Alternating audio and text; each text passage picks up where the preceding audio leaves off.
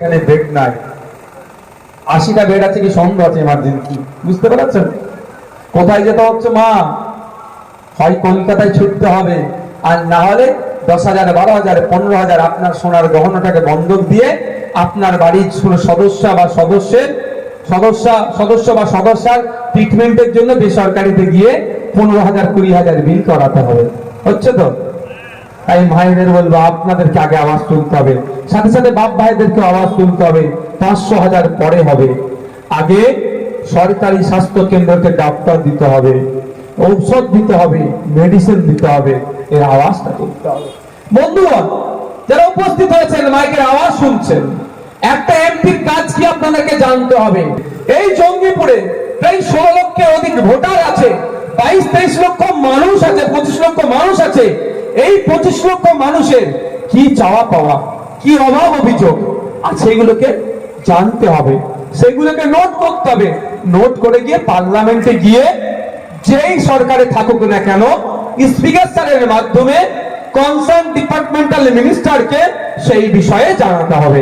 যেমন আপনাদের বলি, আপনাদের এখানে একটা অন্যতম গুরুত্বপূর্ণ সমস্যা হচ্ছে গঙ্গা ভাঙন বা নদী ভাঙন। ওটা দেশের আইনসভার মধ্যে যেখানে আইন তৈরি হয়, আইনটা কাদের জন্য তৈরি হয়? ওই মমতা ব্যানার্জি, অভিষেক ব্যানার্জিকে বাঁচানোর জন্য আইন তৈরি নয়, আপনার আমার জনগণের স্বার্থে আইন তৈরি হয়। ওই আদানি আম্বানি কর্পোরেটদের জন্য আইন নয়। আইনটা হচ্ছে আপনার আমার খেটে খাওয়া মানুষ, শ্রমজীবী মানুষ, কৃষক থেকে শুরু করে বিড়ি শ্রমিক থেকে শুরু করে আপনার এলাকার যিনি সবজি বিক্রেতা আছে, ভ্যান চালক আছে, চায়ের ঘুমটি আছে, তাদের জন্য আইনটা আগে তৈরি করতে হবে।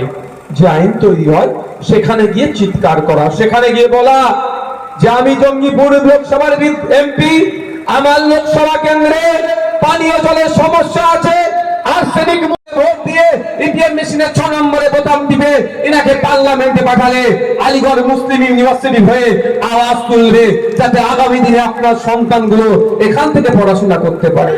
আপনারা যদি আমাদের শাহজাহান সাহেবকে ভোট দিয়ে পার্লামেন্টে পাঠান, তারাপুরে বিড়ি শ্রমিকদের জন্য যে হসপিটাল তৈরি করার কথা ছিল, সেখানে জঙ্গল হয়ে পড়ে আছে, সেই জঙ্গলকে পুড়িয়ে, সেখানে জঙ্গলকে সাফ করে শ্রমিকদের জন্য স্বাস্থ্য পরিষেবার ব্যবস্থা কেন্দ্র সরকার করতে বাধ্য হবে। শাহজাহান সাহেব সেখানে গিয়ে আপনাদের জন্য বলিষ্ঠ কণ্ঠে আওয়াজ তুলবে। আপনাদের হয়ে কথা বলার জন্য তো পার্লামেন্টে পাঠানো। এই ধরনের 16 লক্ষের অধিক ভোটার আছে, সবাই যদি আপনাদের সমস্যার কথা পার্লামেন্টে গিয়ে বলেন, সবাই সম্ভব হবে দিল্লি গিয়ে বলা? এই সবাই সম্ভব হবে দাদা? তাহলে এর জন্য কি হয়, একজনকে পাঠাচ্ছি আমরা।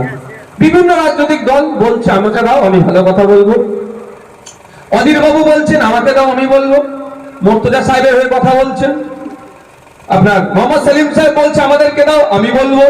বিজেপি বলছে আমাদেরকে দাও, আমি বলবো। খলিল রহমান সাহেব বলছে আমাকে আবার চান্স দাও, আবার বলবো। কিন্তু দুঃখের বিষয়, আমরা কম বেশি সবাইকে একবার করে চান্স দিয়েছি, আমাদের কথা বলেনি। শুধু কি করেছে, নিজেরা সেটিং করে নিজেদের অস্তিত্ব টিকিয়ে রাখার চেষ্টা করেছে। আপনারা যদি আমাদেরকে সুযোগ দেন, এখানে দাঁড়িয়ে বলছি, আমরা ওই ওনার নামটা কি গো, বহরমপুরের এক নেতার নাম কি বলে, বিজেপিকে ভোট দেবে বলেছে? ও আচ্ছা, ওকে কি বলা যাবে?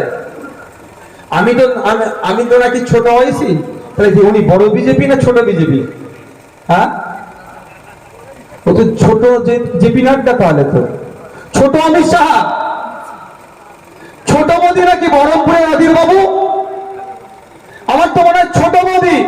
সেই জন্য আপনাদের এই জঙ্গিপুরের এক নির্বাচনী ক্ষেত্রে জনাব মুর্তজা সাহেবের ভোট চাইতে এসে তিনি কি বলেছেন, হাত চিহ্নতে ভোট দেওয়ার থেকে দেখলাম তার বক্তব্য একটা কাটিং পেলাম, সেখানে বলছে বিজেপিকে ভোট দেওয়ার কথা বলেছেন। উনি তো ছোট মোদী, ছোট অমিত শাহ, 25 বছরের এমপি। লজ্জা করে না ওরা বলতে? এখনো মুর্শিদাবাদবাসী একটা কেন এমস পেল না? উন্নত মানের স্বাস্থ্য কেন্দ্র কেন পেল না? এখনো মুর্শিদাবাদের মানুষকে, এখনো বহরমপুরের মানুষকে, এখনো জঙ্গিপুরের মানুষকে ট্রিটমেন্ট করতে গেলে কলকাতায় যেতে হয় কেন? ছোট অমিত শাহকে জবাব দিতে হবে, হবে না ভাই? ছোট মোদী অধীর রঞ্জনকে জবাব দিতে হবে। পরশু দিনই তো মনে হয় দেখলাম উনি বলেছেন কি,